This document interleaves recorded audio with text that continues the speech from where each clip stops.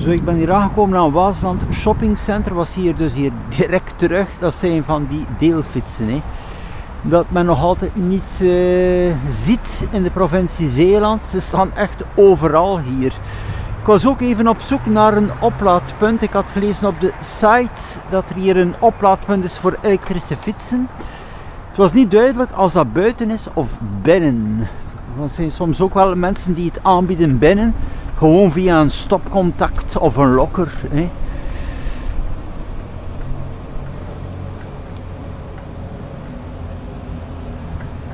Ah, hier zijn er lokkers. Hè. En voilà, dat is dat hier.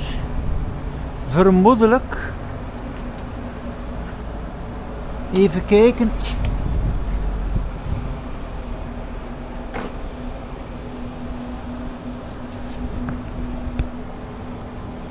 Het oplaadpunt voor elektrische fietsen.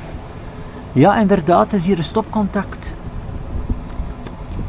Prachtig zeg. En dus hier ook het systeem en met een cijfercode. Dat is het.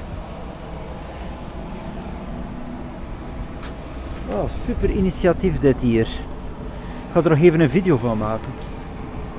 Fantastisch. Ik zeg, dit is nodig in de provincie Zeeland.